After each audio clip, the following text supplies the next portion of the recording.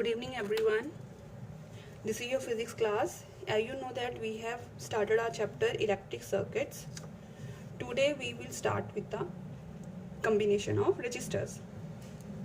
Right? You know that resistors are used in the electric circuit to check the resistance.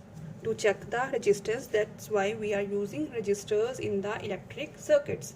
Now we use two or more than two resistors in the circuits, and these resistors are used in series, parallel, as well as both in series and parallel. Right? If we want to increase the resistance, then we will use them as in series. If we want to decrease the resistance, then they are used in parallel. Right? They are used in parallel. Right? So here I have drawn a diagram in which the resistors are combined in series. All the resistors are combined in series. Right? So here the A terminal is connected to the positive terminal of the battery, and D is combined, or it is connected to the negative terminal of the battery. Right? So here we have three resistors, R1, R2 and R3. Right? They have a potential difference of VA, VB and VC. Right? As the current starts moving through R1, then R2 and R3, when the current starts moving from all these circuits, all these resistors, then the potential difference become less. Here potential difference is maximum, then it will decrease, then it become least at R3. Right? So here we are using three resistors. All these three resistors are in series because we want to increase the potential difference. Right? We want to increase the potential difference. Okay?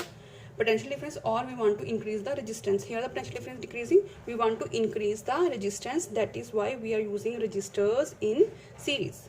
Right? If we want to decrease the resistance, then we will use them in parallel.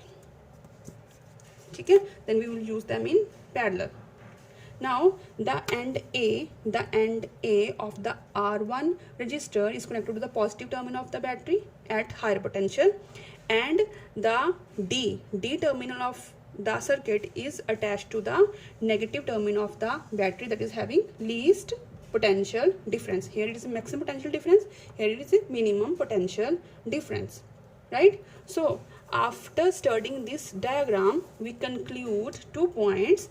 The current has a single path. See here, the current has a single path for its flow. Hence, same current will flow through the circuit. Same current will flow through the circuit, and same current will flow through all the three resistors. So the potential difference across each resistor, the potential difference in each resistor is directly proportional to its resistance. Means V is directly proportional to its resistance. Right? Potential difference is directly proportional to its resistance. Right? Now next point, the potential difference across the entire circuit, the potential difference across the circuit is equal to the sum of the potential difference across the individual resistors. Means the potential difference of the complete circuit, that is capital V, is equal to the individual potential difference at A, B, C and D. That means VA, VB, VC and VD and so on, or we can make it V1, V2 and V3. Right? In series, the equivalent resistance means capital R. Equivalent resistance is equal to the sum of the individual resistance. Means जो circuit का resistance होगा वो individual resistance के equal होगा. Means capital R is equal to R1 plus R2 plus R3 and so on.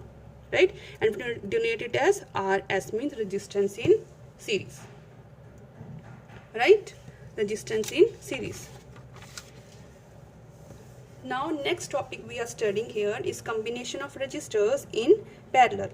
Combination of resistance in parallel. If we want to decrease the resistance, then we use resistors in parallel.